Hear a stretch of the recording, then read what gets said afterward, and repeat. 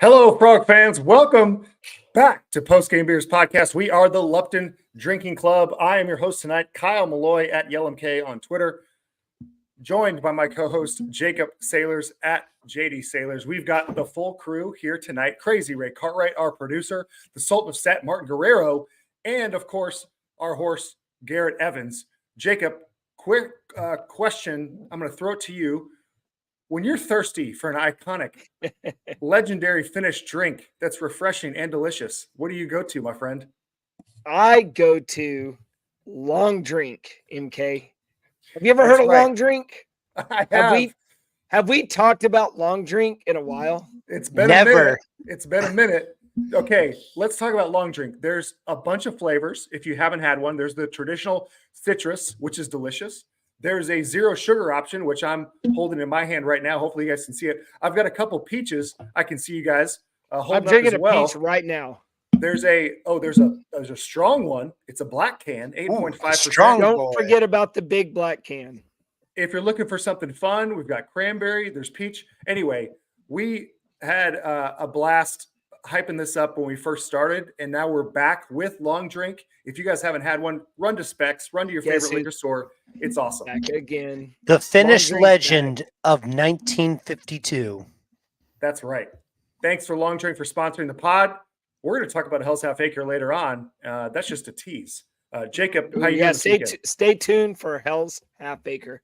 MK, my voice is shot. Dude, it is gone. I left it all out on the field this weekend, so I'm going to try to muscle through this pod. But I apologize to everybody listening. This is the best my voice is going to sound for the next hour. It is gone, dude. I drink prayers, brother. I drank a venti tea from Starbucks this morning to try to get it back. I took some Sudafed. It's hot just tea. not. You got to go hot tea, not. I did go hot tea. You go some honey in there, try and loosen it up a little bit. Mint, honey, citrus, venti tea from Starbucks. Not a great advertisement for Starbucks because obviously it didn't work. No. Starbucks trash, but Long Drink, that'll get you in the right state of mind.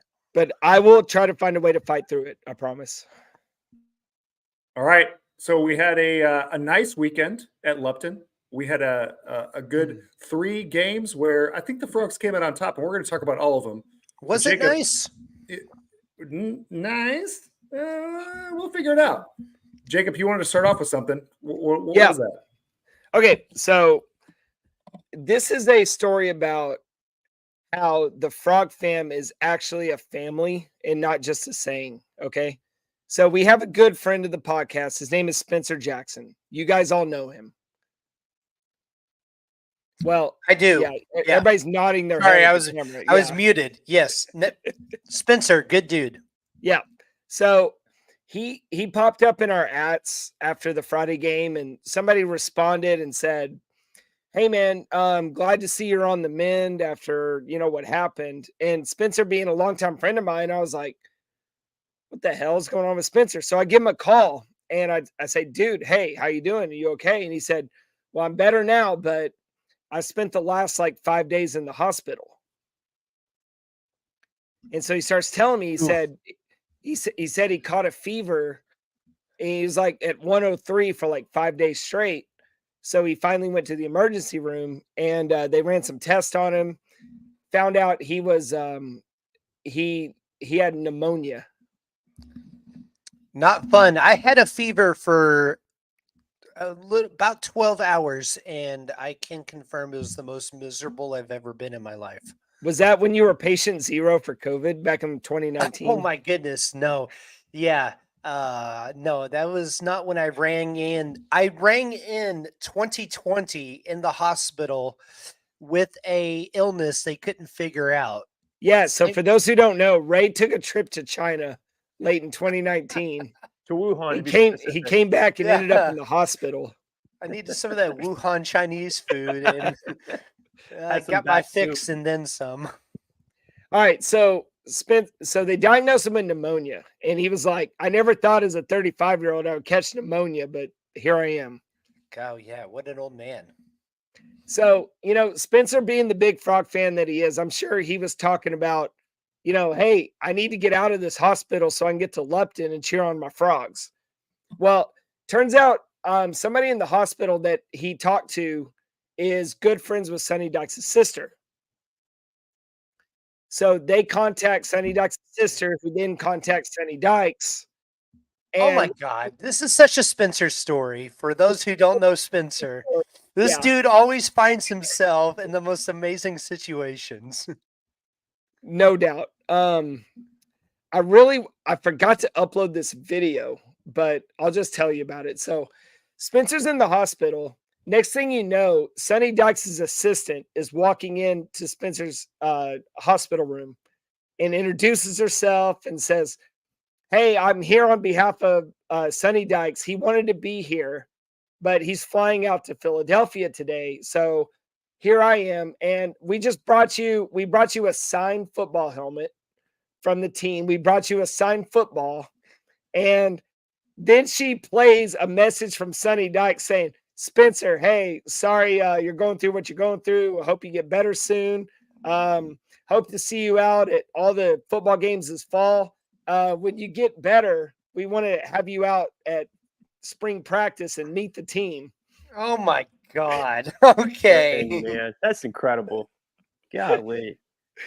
That's so cool. On one hand, like I'm thinking, because I know Spencer, and I'm like, this is so Spencer.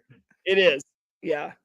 On the other hand, I'm like, damn, that's pretty cool. Shout out Sonny Dykes. So he's telling me the story on the phone, and I said, dude, you're like a Make-A-Wish kid. he's like, yeah, dude, I did not deserve any of this. I was not on that level at all. But it's just really cool that the Frog fam really is a Frog fam, and we take care of each other. So I just wanted to tell that story. That's an awesome story to start off. That's fantastic. And Spencer's doing okay. He's not dying or anything. That's good news too. Great to hear. Yeah, he's home. He's home. He's recovering. He's over it. So good. Is he going to perform a motivational speech? And dude, yeah, for real. Is he going to be on the next episode of Carter Boy? Is he going to be on the Carter Boys episode of off-season drama? The team. The dramatic music plays, the lights go down. I asked Spencer if I could tell this story, so he's definitely going to be listening to this. So I hope he starts preparing his motivational speech, and then we win the Natty. He'll be the face of the Natty. Dude, no joke. Yeah, when TCU baseball is in Omaha, he's going to be invited down. Yeah, he's going to throw out the first pitch of Game 1 of TCU's national title appearance. Yeah, it's funny because he's healthy, It was just a cold, you guys. I'm fine. Yeah, just some snuffles. Great story to start us off, Jacob. I wasted what's left of my voice on that story. So.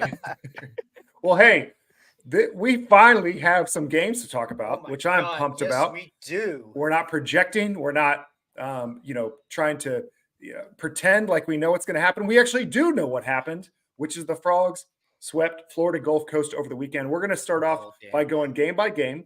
We'll do a quick synopsis of what happened, and then throw it around to different thoughts. And then at the end, I think we'll go on some bigger picture things that we feel like about the team. Obviously, we have some positives that came out, and we have a couple of things that we're concerned about, and I think we'll be open to share about that. Martin was telling me he has a couple of negatives. He can't wait to say. Oh, no. I've never heard Martin be negative. That's crazy. Well, me as an actual Frog fan, I came away from this weekend with no negatives.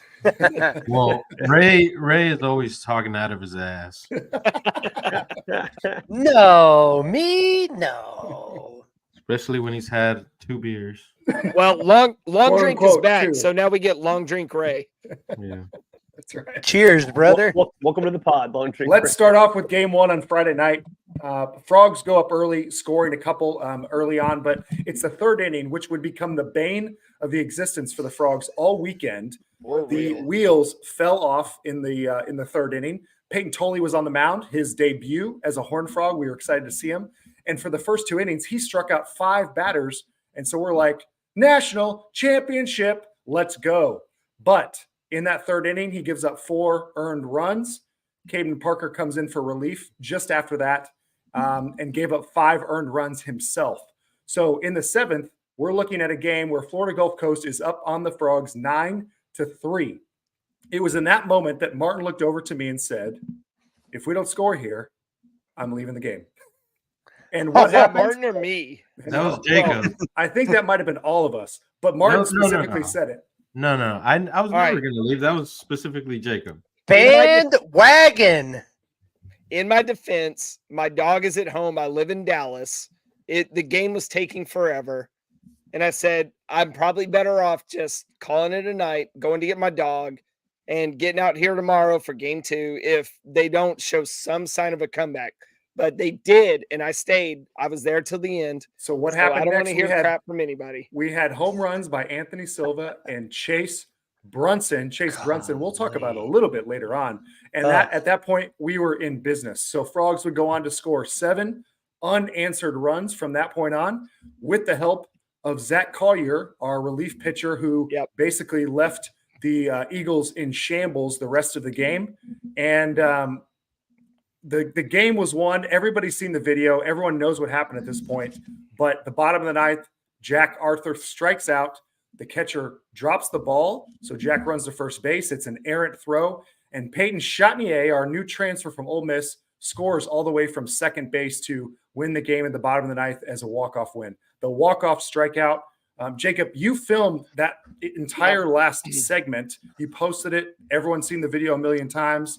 But your thoughts on kind of that last section and then Kirk coming up and actually thinking that we had lost the game. Yeah, that was a lot of fun. And so during that review, I was thinking we won the game.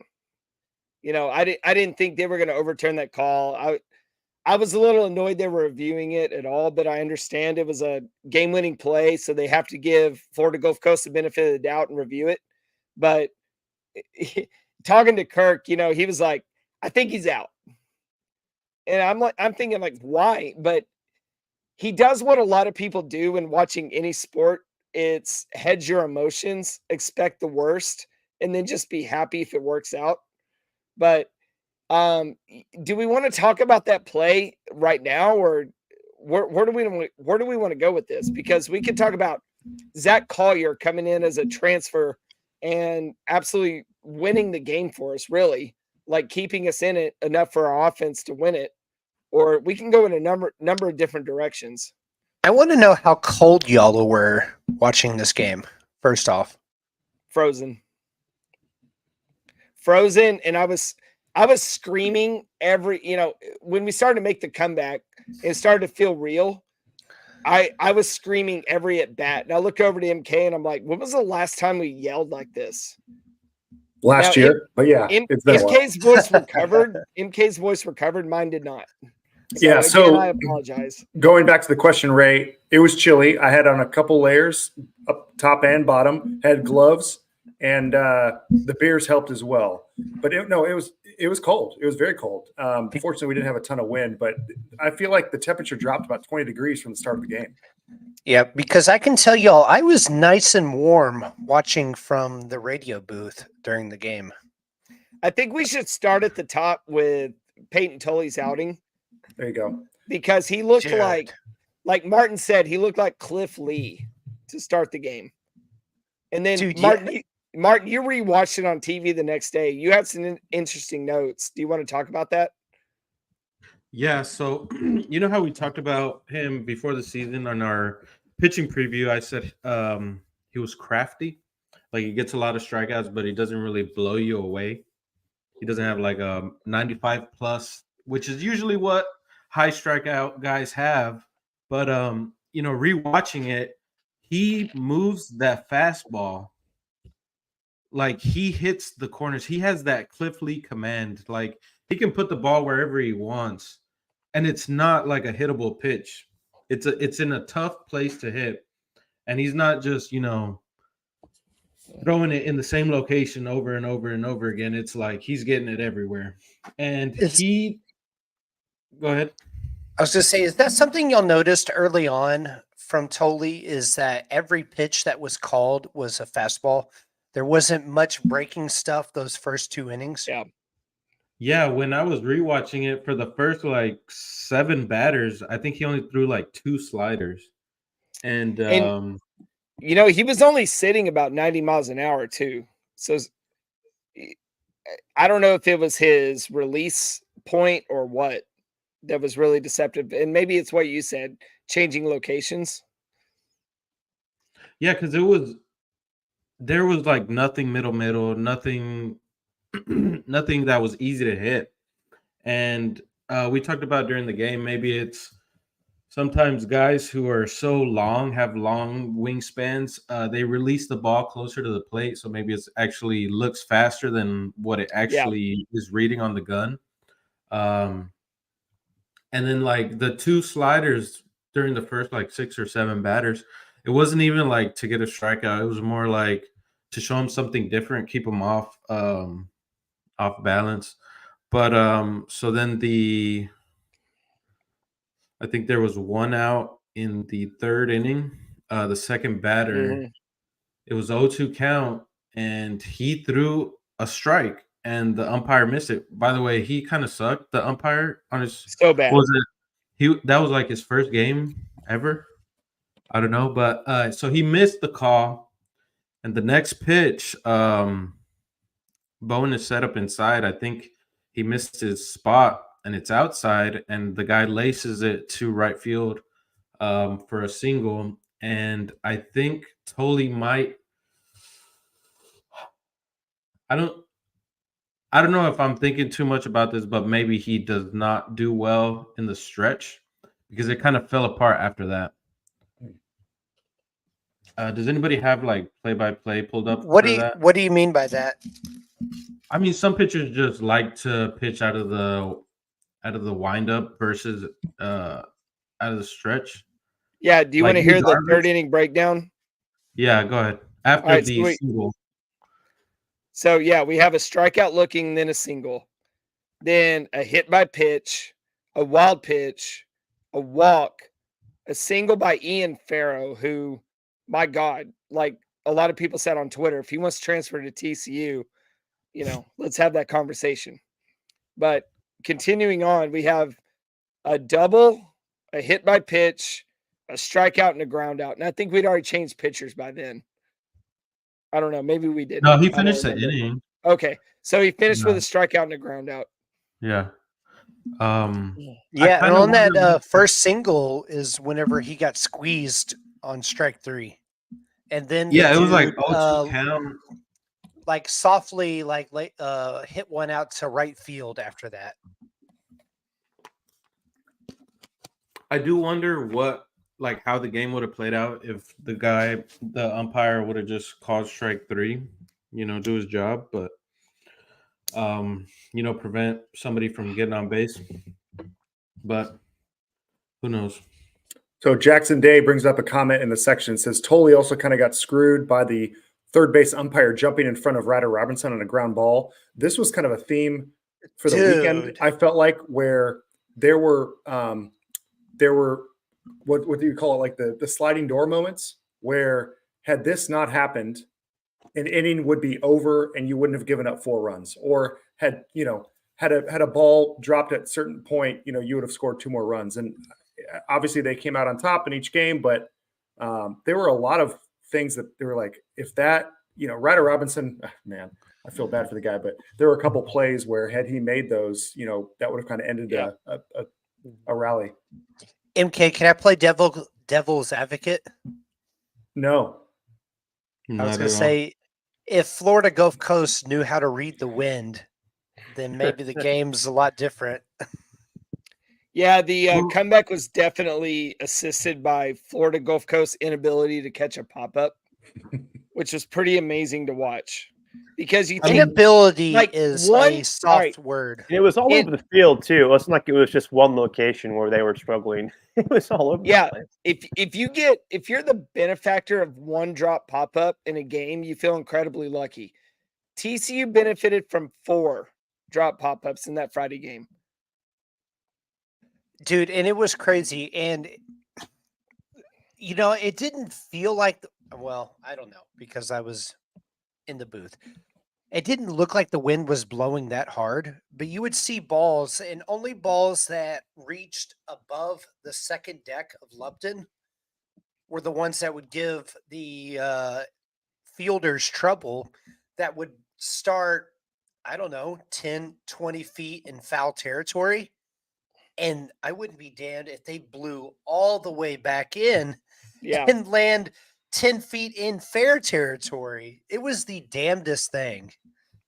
I hear what you're saying with the wind in terms of us being more lucky with that.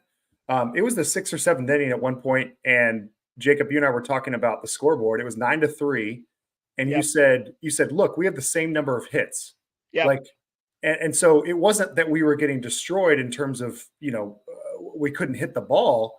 We just weren't stringing certain things together at the right time. Yeah, it was the fact that Florida Gulf Coast, they were sequencing their hits perfectly to where every guy they got on, they were able to score. Whereas TC was leaving guys, second and third, bases loaded. It seemed like every inning. Like even in the first couple innings where we scored, we should have scored more runs. Oh, 100%. And finally, late in the game, we were able to, cash in with guys on base. And the result ended up where it should have been in the beginning of the game. You know what I mean? We should have had a big lead early. We didn't, but we got the win in the end. And, there's a reason you play 9 innings. Martin, can I throw it to you for a second to talk about the lineup? There was a few surprises in the opening day lineup, including, I don't know if it's a surprise, but Ryder Robinson started at third base. We had Curtis Byrne batting third overall with Carson down in, I want to say, the 6th hole. What are the things that did you notice about that opening day lineup?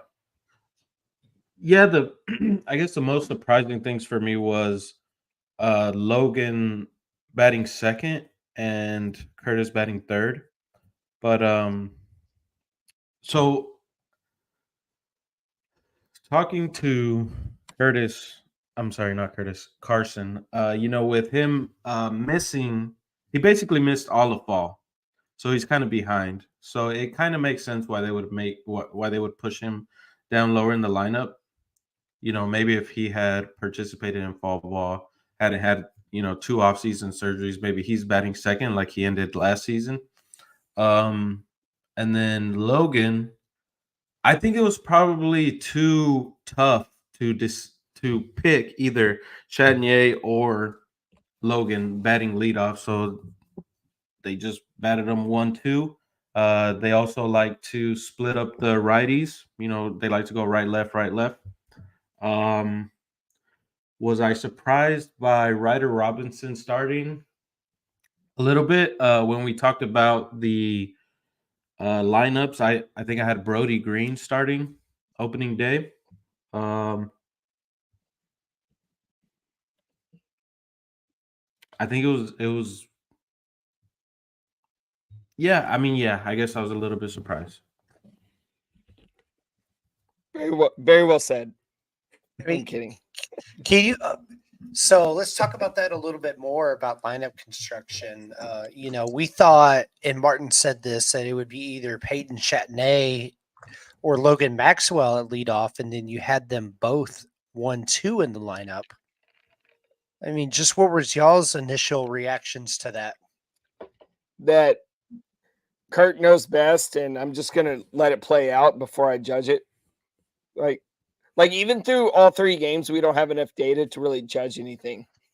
Yeah, I agree with that. I think it's super hard to have a in-depth discussion about the lineup and how it's going to be put together with only 3 games worth of data points to go off of. But that in mind, I had a lot of fun watching Peyton lead off these past 3 games. I think it was I'm sorry to cut you off, but I think we should get through the other game recaps so we can get to general weekend wide thoughts. So do we have any more on this game? I knew this was going to happen. I knew we were going to get through game 1 and then start talking. We'll definitely bring this up in our general thoughts, but Zach Collier is a freaking hero. Yeah, he won us this game. They don't win the game without Zach Collier. He'll come up again later on. So let's go to Saturday. Game 2, Very similar script to Friday. Frogs got on top early, but gave up 4 runs in the third inning. Ding, ding, ding. We'll hear that again. Eventually, they went down 10-4 by the 6th inning. In a similar fashion, though, the starting pitching struggled. Cole Klecker gave up 3 massive home runs in the third inning, but a string of relievers would come in and kind of help basically quiet the Eagles after that. So we had Kyle Ayers, we saw Braden Sloan, and of course Ben Abel to close out the game. And they shut out the Eagles in the last 4 innings. The Frogs put up a crooked number in the 8th with 7 runs, including Boyers leading off with a home run himself, and then a monster 3-run Tolley bomb that we all watched a million times that gave the Frogs the lead 12-10. They ended up winning 13-10. This was the second comeback of the weekend. Ray, you were not at the park today. You were not in the box. I know you've told us you were in the box multiple times, so we appreciate that information. But today you were not there with us. How did you feel watching from home? It was so okay. In all honesty, MK, I was following from the stats broadcast because I was apartment shopping in a location that I will announce at a later time of my choosing. Okay, so you didn't But have I any needed to eyes on find it. a new place to live on. Let's Saturday. move on to Garrett, who is watching the game live. Garrett, what do you think? Yeah, no, I was watching it. I was watching it live on the television. Little Frog couldn't quite make it out in that cold and that wind 2 games in a row. But it felt, dude, it just honestly kind of felt like a replay of the night before. It was like here's starting pitching going out, and things are going their way, and then the Frogs, as we know, put it together and found a way. But it felt like it was the same game twice. It felt like I was watching the exact same game I watched on Friday. I watched on Saturday, specifically with some of the guys who came through and were difference makers. I know we'll get to it later after we finish the recap, but I think I'm in love with a man named Chase Brunson. That guy is incredible. Yeah. What a weekend he had, man. Yeah, and what really upset me about Saturday was the inability to catch and throw the baseball. Like, even more so than the pitching.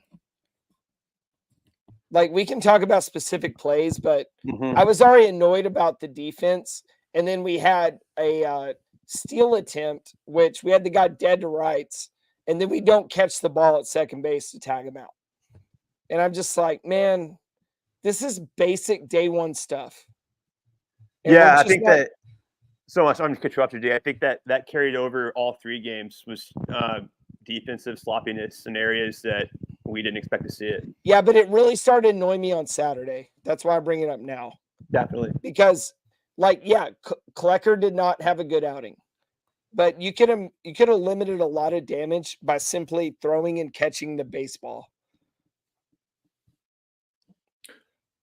Did you notice some guys that I felt like were traditionally very good with the ball? Not to throw him under the bus because he had a great weekend behind the plate, but Anthony Silva struggled a little bit, just kind of grabbing the ball and making regular plays that we kind of expect out of him. Maybe he had such a phenomenal first year that, where our expectations are too high that some of those balls are going to be really tough to grab.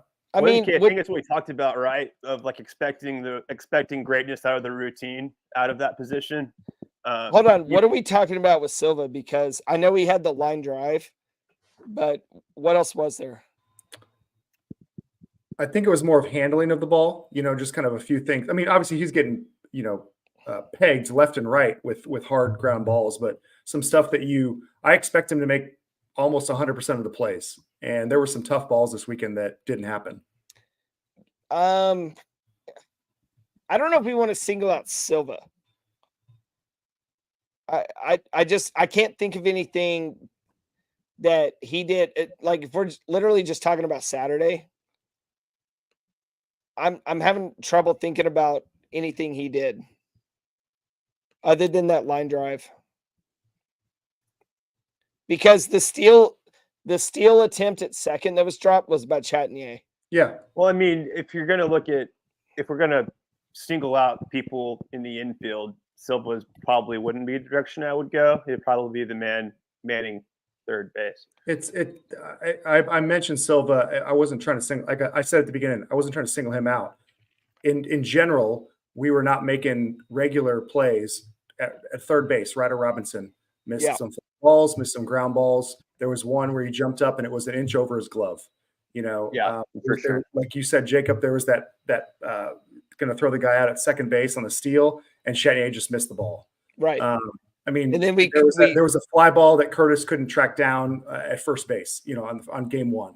So it was the whole weekend. There was a pop-up that Carson couldn't handle playing first base.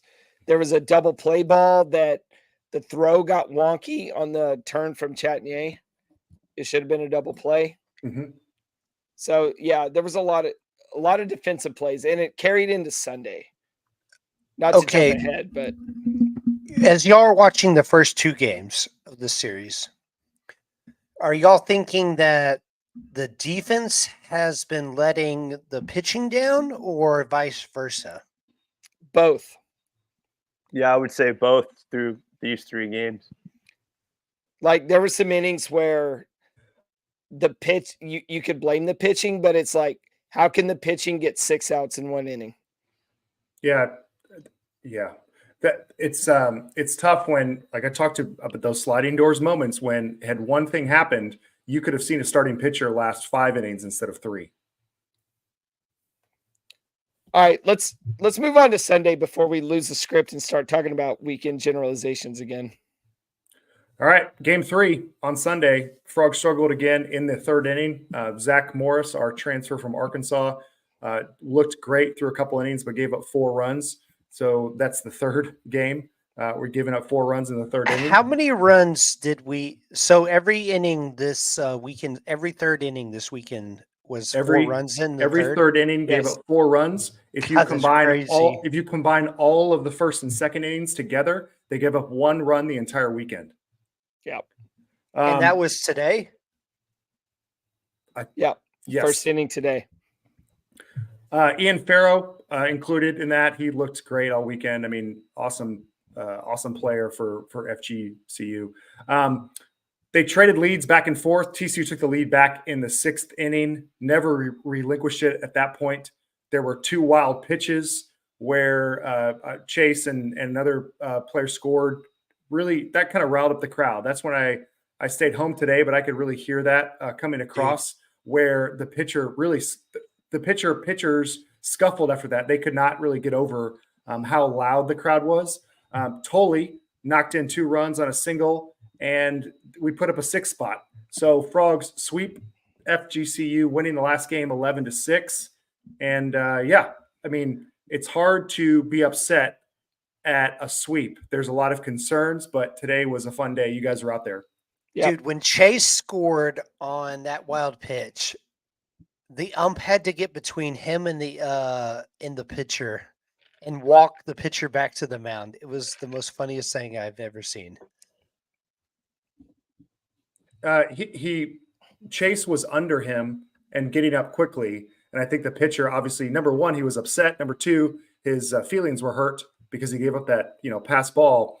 And so whenever something like that happens in the heat of the moment, he wants to go after Chase for whatever reason. But, the ump is like, nope, get back to the mound, buddy. If someone has the box score pulled up, was that O'Hara that it was I don't know the pitcher's name, but he also struggled on Friday night. Because if it was O'Hara, that dude had a rough terrible weekend. I think he only pitched it was only 10 pitches or something, and gave up a bunch of runs today. And he did the same thing on Friday. That sounds like big O'Hara energy. That dude is not going to like Fort Worth. Yeah, I'm seeing today he didn't record an out, gave up 3 runs, 2 walks, 2 wild pitches, a hit by pitch. Yeah, faced 3 batters, walked 2, hit 1. Yeah, he hit Curtis. I was ready to take arms and storm the field. I was ready to climb the net for sure. Yeah, 100%. Where do we want to go, Phil? There's a lot to talk about. I thought Zach Morris looked pretty good today. I thought he wasn't perfect. You know, he allowed a couple home runs that were hit really hard, but I thought for the most part, he showed good life on his fastball. I thought he was locating the ball well. I thought his defense let him down a lot. We had a new third baseman today, and it was kind of still defensively the same result. We'll get into that more, but I liked what Zach Morris brought on the mound today. Out of a Sunday starter, I thought Zach gave you everything you needed out Yeah. of a Sunday starter today. Yeah, he battled. He wasn't wild. Let me look at his box score. Y'all. Plus, with the depth of his pitching, I mean, we had a relatively fresh bullpen. Zach goes 4 innings, 5 hits, 4 earned runs, 3 walks and 3 strikeouts. He walked 3 and 4 innings, but how many innings did he have to face extra hitters because of errors? It had to be a lot because I think there was 4 errors by the 4th inning. Yeah, one of them was his own on a pickoff attempt. So I'll just talk about the other 3, like those extending the innings. Yeah, say there was 2 of them in one play by the same guy. Right. Can we be more specific? It would be that was Jack Bassier, right? Yeah, it's Jack Bassier. I mean, he'd already made an error earlier in the game, and then he makes another error, and in trying to make up for it, he throws the ball away. And you never want to compound an error with another error. And that's what he did there, just kind of out of desperation. That's what the FGCU catcher was doing all weekend. Exactly right. Yes. Dude, the FGCU catcher was making it worse by not making plays he should have made because he was too scared to throw the ball. There were a few there was a couple times when he probably had the TCU, base runner dead to rights, and he just didn't throw the ball. It was the weirdest thing. Isn't it weird? So many times. Isn't it weird that so many times he didn't throw the ball, but at the end of game 1, he did throw the ball? Oh, right, to first base? Yes. Yeah. And we win the game. He had trouble throwing down to first base all weekend. There was another play today. Oh, yeah, there was one today, too. He spiked it.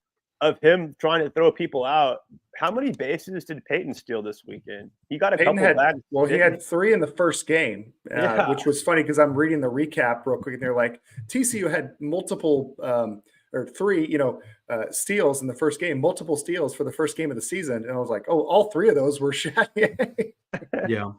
There were 7 for 9 on the weekend. Nice. That's great, man. That's awesome. And I think Chatnier going in from Ole Miss to TCU, I think he had only stolen something like he was not much of a base stealer. 7 bases. He sold 7. I think he sold 7 last year, and maybe that 6 or 7 the year prior to that. And now he already has 3 in the first game. That's pretty wild. That just tells you the philosophy, right? In Fort Worth. Yeah, exactly. Exactly what Martin talked right about in the preseason, when we were talking offense about base stealing, with Trey Richardson, right? Trey Richardson only stole 15 bases in his 2 years at Baylor. It steals 25 at TCU. Yeah, you're exactly right, Ray. So today was a little bit easier, on the nerves because we weren't trying to come back in the 7th, 8th, 9th innings. Did the environment feel different than the first 2 games, Martin? Because you were there for both. As far as just which 2 games are we talking about? Well, just today compared to the first 2.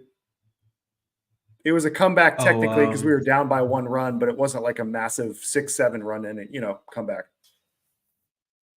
I mean, at times it did get really quiet today as far as because, Friday games, there's more students there. They're more rowdy, I guess, at night. I think Saturday and Sunday felt very similar. Yeah. I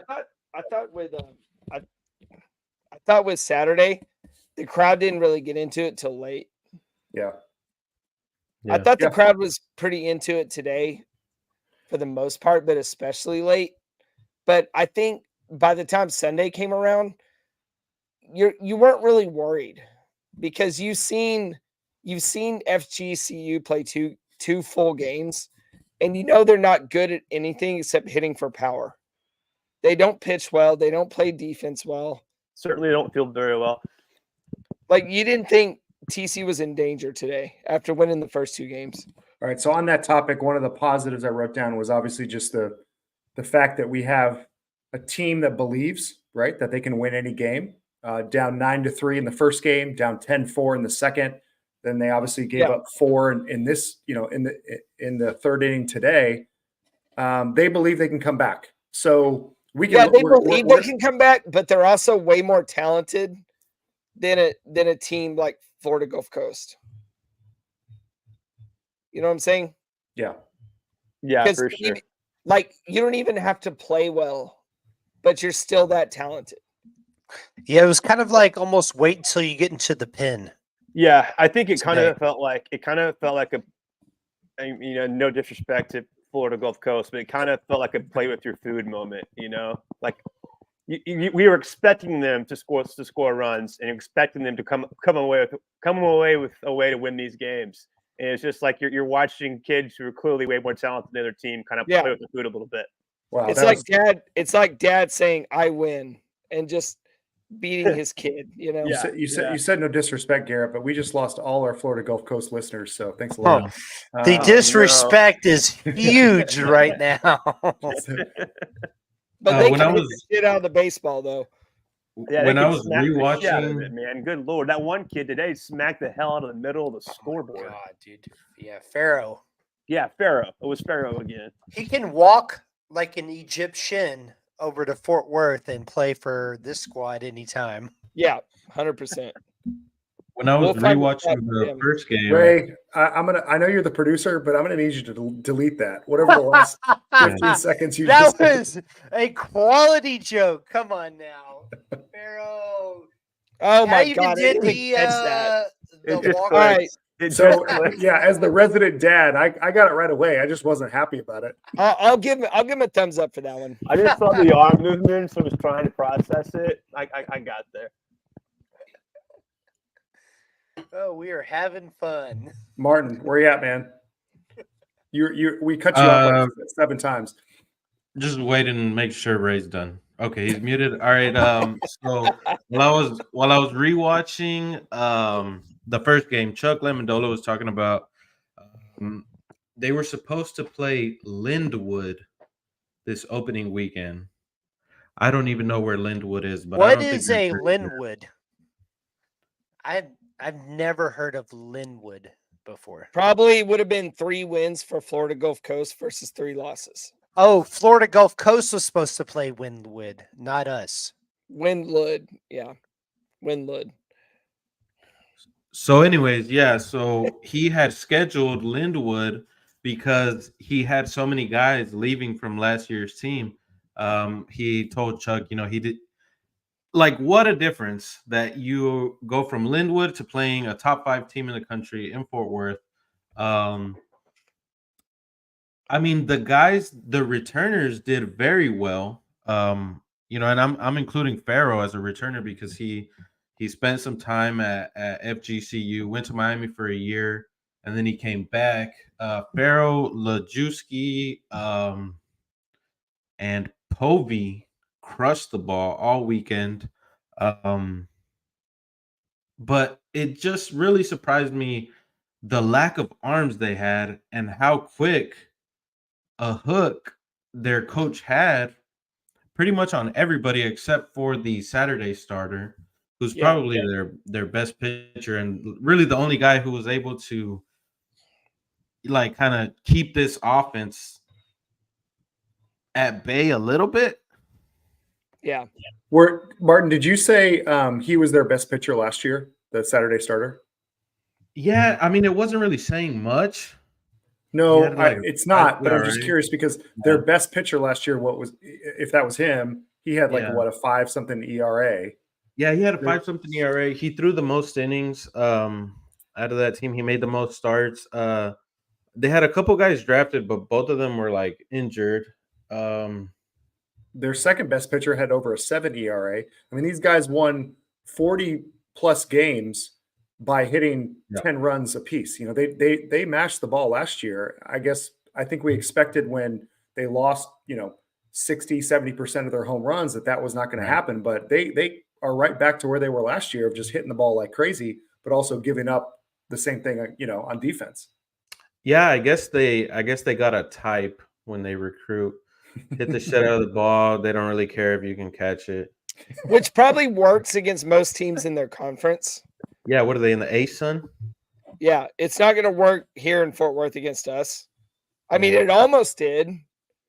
I was But just not going to kind quite. of ask you, like Martin, what do the results against this team these past 3 games say to you about the Frogs looking forward? Wait, before we answer that question, let's talk about Hell's Half Acre. And then let's get into the weekend observations. Hell's Half Acre. We are proudly brought to you by Hell's Half Acre. If you go to Hell's Half Acre SG/Lupton Drinking Club, you can find .com. You can find all your gear, Q-zips, polos, hats. Jacob and I are wearing one right now. So is Garrett, a different one. They've got brand new, amazing looking bats, full size bats, mini bats. If you want to give one to your kid, careful with that. But we love their gear. We love their stuff and appreciate them for sponsoring us. If you've been following this pod for any amount of time and you haven't shopped at Hell's Half Acre yet, you need to fix that today. It's baseball season. Games are going on. We have UCLA next weekend. Get your Hell's Half Acre gear in now. Make it happen. If you order it now, you could probably have it in time to wear it to Lupton. He turns it around in like 24 hours. You could have it for Texas State game. You can have it for Texas State. You really could. No excuses. So get on there, check it out. MK. Where were we? Let's go to weekend observations. So all right. So we already talked about the rally frogs, the cardiac frogs coming back. Number 2, I want to mention a player that everyone's dying to talk about. True freshman center fielder Chase Brunson batted later. God, frog ball legend Chase. Thanks for interrupting, Ray. Appreciate you. Friday 2 for 3 with a home run. Saturday 3 for 5 with a home run. Sunday 1 for 2 with a double. He was smashing all weekend. Played great defense. Where do you want to go? My bar for Chase Brunson was really high. He exceeded it. I mean, where's the criticism? I mean, he was smoking the ball all over the field. He had home runs, extra base hits, played a great center field. I mean, as a freshman, my bar was not high at all. It was play good defense. Because I mean, I don't expect Carson Bowen, Anthony Silva like freshman seasons out of every single freshman. You're right. I just play good defense and have competitive at bats. Don't look lost at the plate. And good God. Well, he looked like the best player on the team. Oh my God. Games. And then some. Yeah. I mean, there's not much more you can say about it. Like, you don't really expect his current pace to continue, but you love what he's shown and what he can be. Dude, okay, so over the fall, I know I told y'all all fall that he was like the best hitter. He hit for power. He was fast. He was a good base runner. He had good at bats. Like, dude looked like the perfect baseball player. And all fall, I thought to myself, like, this fucking guy looks like Mike Trout. Yeah. But I never wanted to say it on the podcast, but fuck it. He looks like Mike Trout. Well, now he's done it over 3 yeah, games. Yeah, like it's real now. Can we go ahead and cut that and put it on Instagram? Yeah. Mike Trout. Dude, Mike incredible. And Garrett, stop fucking with your mic, dude. Yeah, it was a little roughly right there. Sorry, brother. Was it roughly But right there? to Chase Brunson, not highly regarded out of high school because he refused to do the perfect game circuit, which shows what a scam perfect game is. Not true. Well, to an extent, it's pay for play. Future sponsor perfect game will not like hearing that. Well, I don't care. Come at me, perfect game. Come at me. they're going to rank the players Dude. that do the perfect game stuff, right? So Yeah. if they don't, That's it. if they decide not to join it, doesn't mean that they're missing out. They just don't know those guys. It's gonna be so sick when Perfect Game does come for Ray. I'd like to see them take the $13.45 out of my checking account right now. Come at me. I don't see why they wouldn't. All right. Did you have a point, Ray? No. Yeah. Perfect game sucks. Oh fuck. Okay. That was it. That was it. All right. MK, I want to move on to Zach Collier. I've heard of Because him. We talked about how he saved the game on Friday, and he was electric again today too. Even if he wasn't in a position where we desperately needed him to save the game necessarily, but he still came in with the bases loaded, nobody out. Now he allowed an inherited run on a really weak ground ball to shortstop. Yeah. Which whatever, that's not on him. But here's his stat line from the weekend. He won the Friday game and the Sunday game. He pitched 4 2/3, gave up 2 hits, 6 strikeouts, faced 18 batters. So he struck out 1 out of every 3 hitters. He did have 3 walks, but who cares? Because, dude, his batting average against was 133. And I don't see an earned run average here, but I'm pretty sure it's 0. Yeah. Because he only gave up the 1 inherited run. Oh, yeah, here it is. Yeah, 0 ERA. So Zach Collier looks like a damn machine gun out there. And the ground balls he got today, the bases loaded, no outs, 2 ground balls to third base, like the exact same ground ball. Right. And they could have gotten out the inning, almost right there with no runs scored. The fact that he was just getting ground balls and not lasers to the fence, he looked great.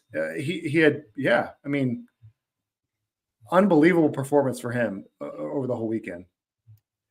You said he has 2 wins? 2 wins already? Yeah. Yeah, he got the win today and Friday. Damn, he's probably leading the nation in wins. Dude, there's no doubt. Like, what's the pitch of the year award? I forgot, but he's got to be. It's the Roger Clemens Award. Okay, there you go. I have to tweet that out because that's amazing. There's nobody else with 2 wins in the whole nation. I did not realize he was credited with today's win as well. That's outstanding. Do y'all want to know Chase Brunson's ops right now? I know it already. 1,500. All right, so like an amazing ops is anything at 1,000 or over. Chase Brunson is at 2,067. Yeah. So that is stupid. That is stupid. So stupid. If he quits now, is he the greatest baseball player in TCU history? Oh, hands That's down. the greatest baseball player ever. Move over, Matt Carpenter. We have a new frog ball legend. So he's averaging over a double per at bat. Martin, will Chase Brunson make the countdown next year? I don't know. You're doing it. Oh. All right. Anthony Silva also had a fantastic weekend. 7 He for was 13, really good on Friday. 7 for Really 13 with 4 RBI. The dude just picked right back up where he came from last year. I mean, he was smoking at the end of last year, and I mean, yeah, he looks so good. Are you saying that Tejano tornado didn't stop spinning? Logan Maxwell quietly had a great weekend. Yes, Logan, it was a rocky start on Friday, but picked it up as the weekend went on. Yeah, he finished 5 for 12, 2 doubles. He might have been a benefactor of one of the drop pop-ups, but still. Huh. Who was it in that frog ball I lineup? know, Good I God. Peyton Chatinier had 2 home runs on Saturday. That was cool. Luke Boyers had a couple clutch hits. He started the comeback on Saturday with a home run. Luke Boyers as well as Carson Bowen both had really, really great weekends. All Carson the killer Bowen, bees. so he came out of it today. Luke Boyers had an incredible weekend. Hey, can y'all tell me, were you there until the end when he hit almost a grand slam? Yeah. Oh my What- God, yeah. I didn't hear anything in the stands, and I'm watching this going, this is incredible. He was 2 inches from that. Yeah. Very quiet. Peyton Chatinier was in the on deck circle. Everybody thought it was getting out, and when they caught it, he just dropped his bat. Couldn't believe it. It was pretty funny. Had to be there, I guess. So two Man, guys they that left you had hanging there. It was incredible. So two guys who are kind of lower on the list as far as weekend production goes, Peyton Tolley and Curtis Byrne, they had two of the clutchest hits of the weekend. Like Curtis was having a really tough weekend up until the 8th inning on Saturday when he had a 2-out, or I don't know if it was 2 outs, but he had a base hit that scored 2 that got that 8th inning comeback really going. And then Peyton Tolley with the home run on Saturday. So, I mean, I thought Florida Gulf Coast hit very well. I look at their sets and they had Yes. three or four guys with 1,000 OPS. And then I look at ours.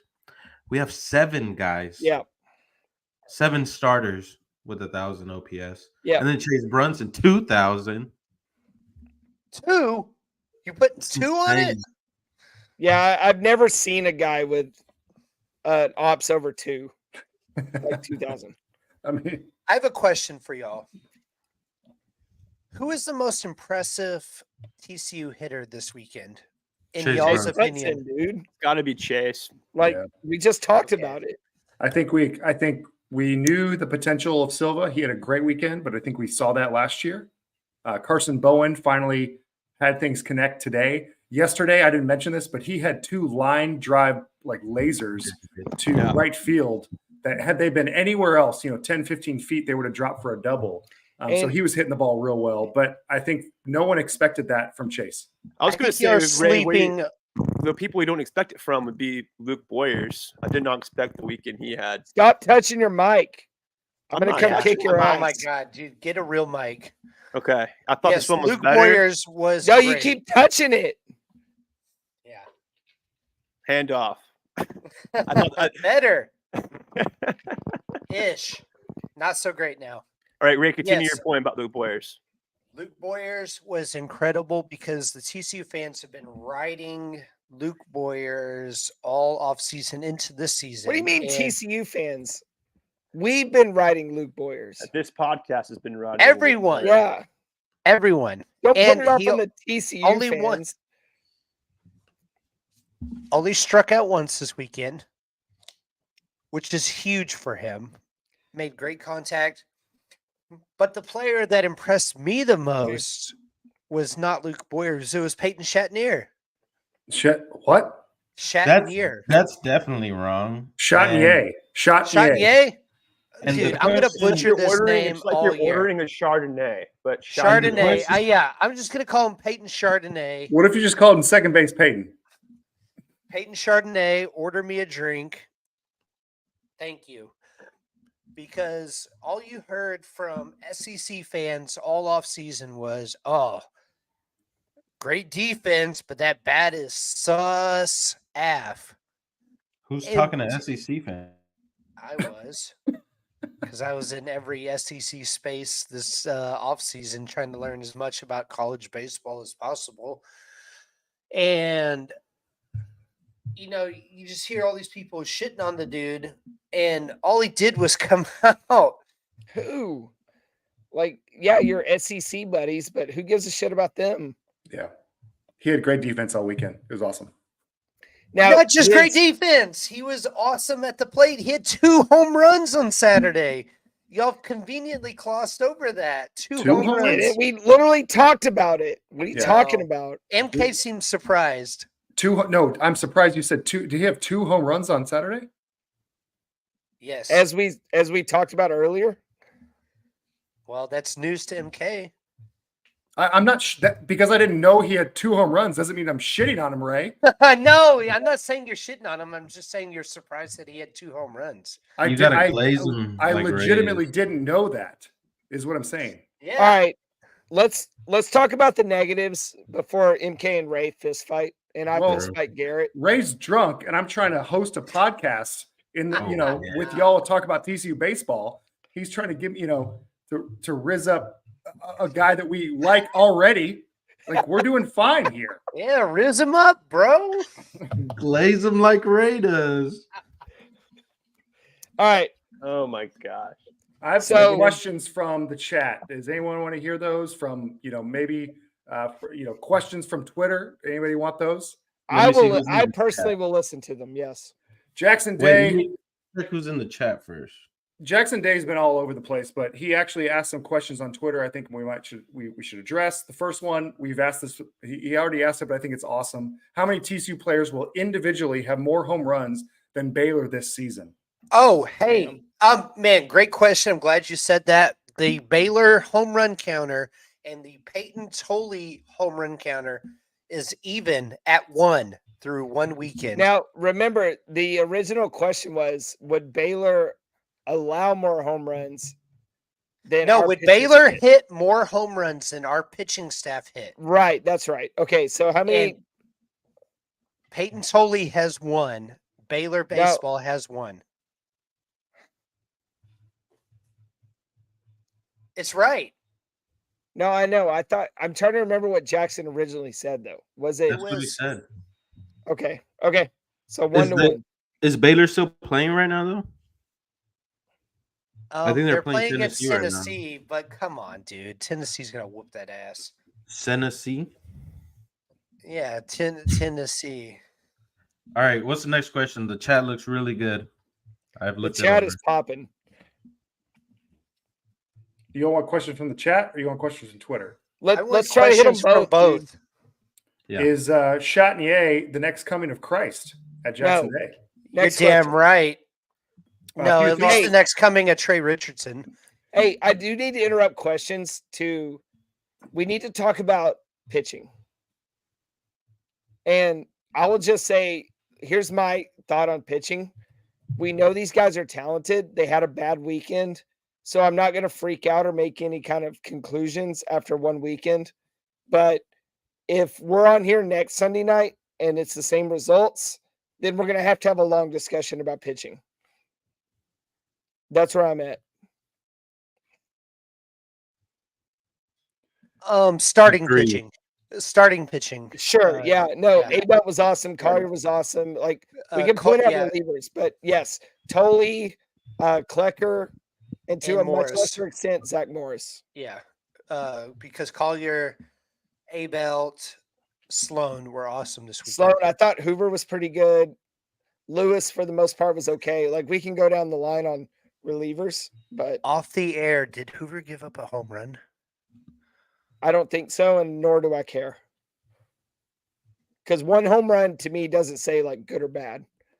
Going back to a question you asked earlier, Ray, about pitching versus errors, which one let us down? Which one do you think Kirk was more frustrated about? Because there was a couple times on the broadcast today I'm watching, they showed a lot of Kirk today, for better or for worse.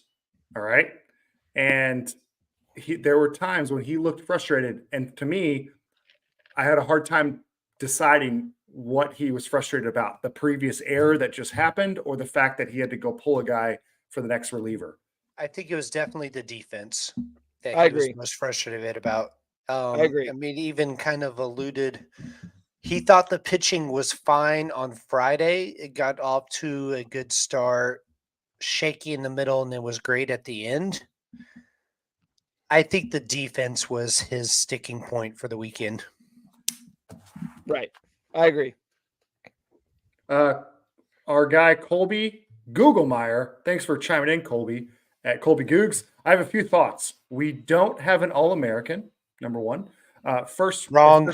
No, sorry, I didn't finish that. I didn't finish that sentence. We don't have an All-American first-round draft pick at third base anymore. That is Okay. true. Oh, That- true. okay. That is true.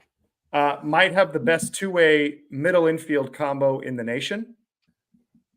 And Chase Brunson yeah. is a bad man. Oh, Chase Brunson is the bad man. Come on, Can't now. disagree with Put any some of that. emphasis there. What about the best two-way middle? So with Chatinier and Silva in the middle. Well, there. when you have Silva, that helps a lot. Yeah. Silva's definitely going to be a first-round pick in this upcoming MLB draft. May go higher than Braden Taylor. If that tells you anything you need to know. I mean, we'll see. People love shortstops. Well, heck, Braden was drafted as a shortstop. So yeah. Well, okay, that's for a different day. At Fort Worth Frog, how much money does the Flying T Club have to raise to get Farrow in our lineup? I think that. I don't need him. He's already Be gone. transferred twice. Yeah. Yeah. So Be Because gone. what was- I don't need that. I don't need him in my lineup. So remind me, he I've got started. Sam goes from- Myers. Right, goes Jason from Brand, arrogant to not even wanting him Relax, to be on Ray. the podcast. Remind me, he was at FGCU, then went to Miami, then came back to FGCU. Is correct. Yeah. okay? Mhm. At Triple Option Fan, this is a good question we can talk about. What are we doing at third base? I think that's Yeah, a reasonable. That's a really great question. I think, like Let Martin, Martin start it off. Go ahead, Jacob. like what Martin said that he thought Brody Green was going to start there. I agreed, but I think eventually Ryder will be the best player for that position. It just seemed like the lights might have been a little too bright for him this weekend, so he may just need a little more time in the lab to grow. So I think going forward, you'll see Brody there for the meantime, and Brody may end up being a good enough player that he holds down the position all year, and we see Ryder like next year. But I don't know. Brody looked like he could handle it today. Yeah. I want to mention something about last night specifically. I wrote this down in our notes because it happened in real time. And I was like, I'm going to forget this. So this was the 8th inning. Ryder had 2 errors, I want to say, at this point in the game. I think he had both of the errors in the game. Yeah. And struggling at the plate, clearly. He was not hitting well. He was down 0-2 in the count. Yep. So we're like, all right, at this point, we all felt bad, but we're like, we expect to see another third baseman tomorrow. It is what it is. He hit a light pop up to the outfield, and the outfielder lost it in the sun, and it dropped. And they actually registered it as a hit because of that, right? It was a tough play for the outfielder. But just to have his first hit, right, his first collegiate hit, I'm like, at least he didn't go down 0-3, strike out on 3 pitches. So let me add a few details to that, MK. So yes, he got down 0-2, but then he fouled a pitch off, and then he took ball 1, and then he fouled another pitch off, then took ball 2. Like he was battling in that at bat, which is what we wanted to see. And then when he did make contact, it wasn't that it was dropped. It was just kind of hit in a lucky location that nobody could get to, which was fortunate for sure. And you wanted to see something positive happen for Ryder, but you can't have something positive happen if you don't make contact. And he battled his ass off in that at bat. So if that was his last at bat of the weekend, at least it went out on a positive. And even if he didn't hit the ball hard, he should feel good about that at bat. That gives me a good thought. What coming out of this weekend gives y'all concern? Starting pitching. I mean, starting pitching and what we're going to figure out at third base. I think defense is more easily correctable. And I'm not even necessarily worried about starting pitching. I just want to see more information. I want to see more. I don't think it's a concern at starting pitching, but if the question is what was concerning this weekend, then it doesn't concern y'all that by the 3rd inning things got rocky top real quick. Well, kind of, but it's also opening weekend, and we're also looking at a team that I think we all agree can clearly rake as well. So did we clearly think that going in? No, but if I'm going to be honest with myself, I didn't do enough research on that team to even realize how good they were at smacking the ball around. But at the same time, 3 games isn't enough data points to judge this rotation regardless. Yeah, I want to wait and see for UCLA before I say anything about pitching. Do y'all have concerns going into the We just answered that question, Ray. Yes, okay. I want to see what they do against UCLA. I'm not concerned. I'm just going to watch with interest. Does it raise flags? Like ponchos? What's Do we the have any next more question? questions, MK?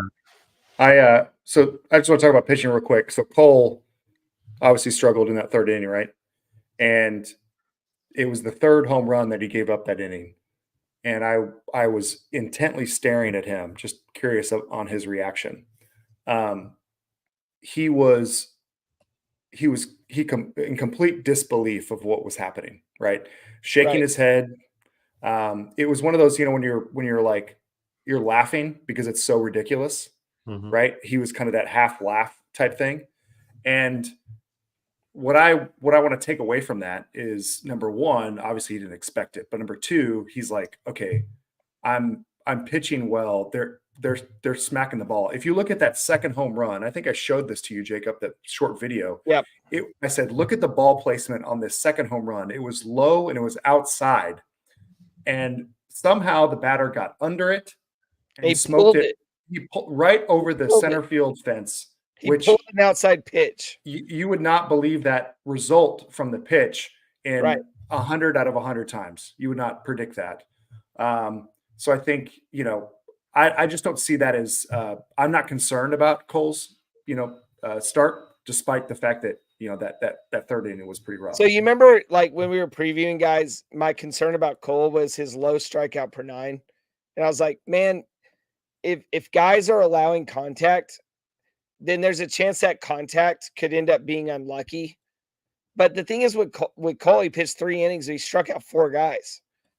So he was missing more bats than normal, but still giving up, home runs. So it's weird to evaluate Cole in those 3 innings. So I wasn't there on Saturday.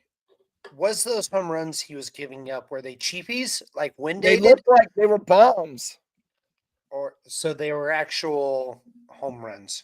Yeah, I actually sent that question in the group text. I was curious myself. I was like, are these wind assisted or what's going on? Well, And like everybody MK there said- responds and says, no, dude, they're raking. These are bombs. But like MK said, like that one home run that was low and outside, and he pulled it over the left field fence. That's just not normal behavior. Yeah. Yeah. It's just weird baseball stuff.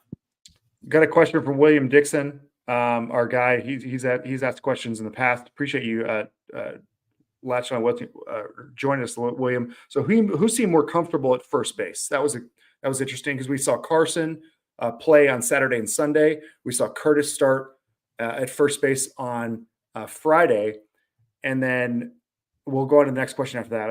I got some more, but that was interesting to see them back and forth. I mean, neither looked all that comfortable. Yeah. To be honest with you, kind of weird seeing both of them. Yeah, I thought the most uncomfortable Carson looked this weekend was Brody Green, bases loaded, no outs. Brody Green catches a ground ball, throws it to home, and Curtis tries to double him off at first, and Carson's foot is not on the bag already. dude, first base is a hard ass position to play unless you played there, because there's so many like little details like that play that you're just not used to. Now, he immediately corrected it on the next at bat. It was the same exact play. Yeah, he learned quick. Yeah, he did. But the thing is, with first base defense, if you go back to TCU teams in the past, how many traditional first basemen have we ever really had? Cole Fontenelle was an Baker. outfielder. I mean, not even him, man. Really. Yeah. Baker wasn't even a first baseman. They just put him there, right? To get him in They the had, order. they had Landis-Stoy, they had Juan Hanen. I mean, they just don't really care about first base defense. Kevin Crone. Crone he was a still good play- one. Does he still play first base in the majors? Is he in the majors? I don't think he is. No, I thought he was in I Japan. don't think he is. I like Jackson's Or comment Korea. there. The guys in their new position, I was impressed. Yeah, I mean, yeah, guys new to the role, they did it. It was serviceable. We got through the weekend. My thing Hard to is, as complain long too as much. your first baseman is hitting, I don't really care a whole lot about defense. Yeah, Because exactly right. Cole Fontenelle wasn't very good last year early in the season either. He grew into the position, but he wasn't very good to start. Last Okay, question before we close out. I have a question too. Second to last question. Ray, go for it. Does it concern y'all?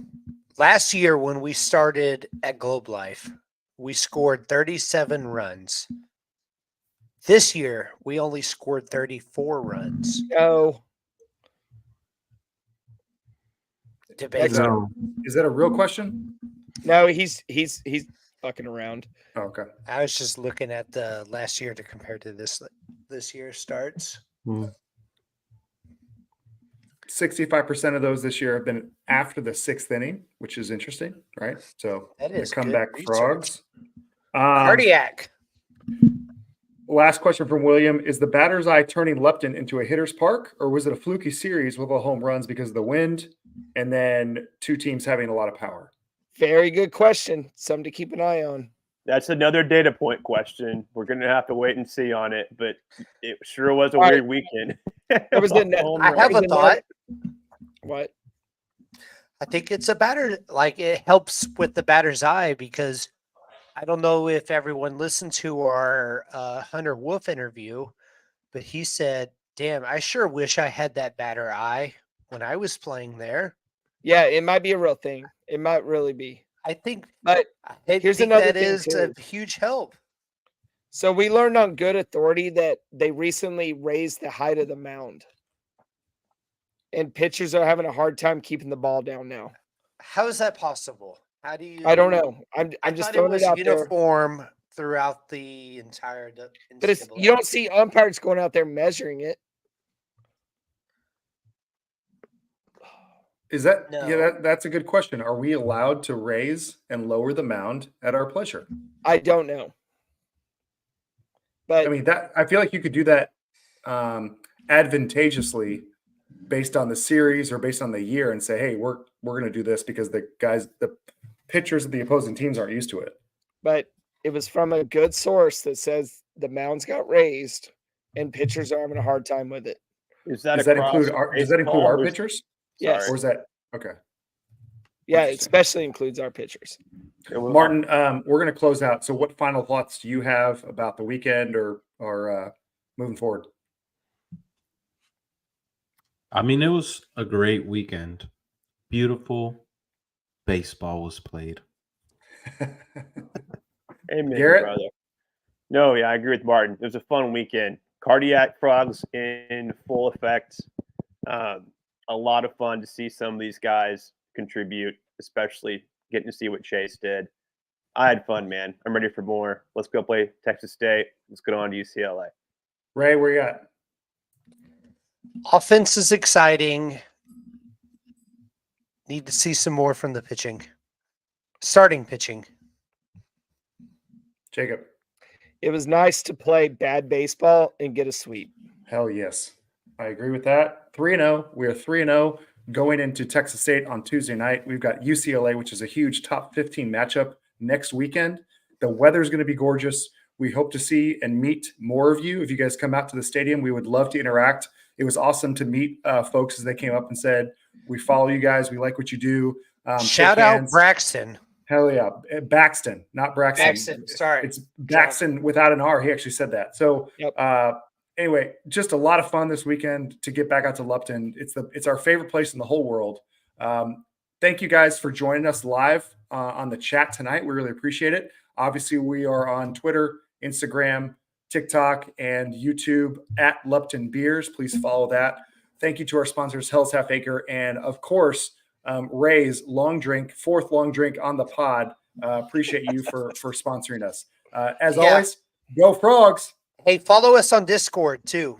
We've got a lot of exciting things happening on Discord. What's the link for how do we promote the Discord deal? I mean, it's kind of been underground, but now it's I'll tell you this. If you want to join the Discord, I'll put it in the YouTube description on the video. If you're listening this far, we have a lot of great stuff already happening there. A lot of in-game discussion, some back and forth. If you're looking for frog ball talk during the game, that's the place to go. Anybody listening this far is already on Discord, but we appreciate it anyway. So. Yeah, I'll put it in the YouTube description on this podcast. Thank you, Bella Fox. We appreciate you. Thanks for joining tonight. See you all. Go Frogs. Go Frogs. Go Frogs. Go damn Frogs.